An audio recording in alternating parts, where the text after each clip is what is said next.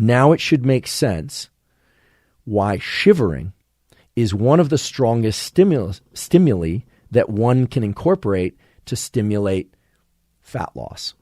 Now, shivering is almost always associated with cold. We think shivering, we think cold, because when we get cold, we shiver. And there are two ways that shivering can increase fat loss. And there are several ways that you can use shivering, you can leverage shivering, and you can leverage cold to accelerate fat loss.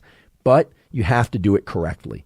And most of the people that are using cold and, frankly, suggesting cold as a means to increase metabolism fat loss are suggesting the exact wrong protocol. In fact, the one I'm going to recommend is 180 degrees in the opposite direction to the typical protocol that you'd hear about. So let's talk about how to use cold and how to leverage shiver as a particularly strong stimulus to increase fat loss through mobilization and oxidation of these fatty acids.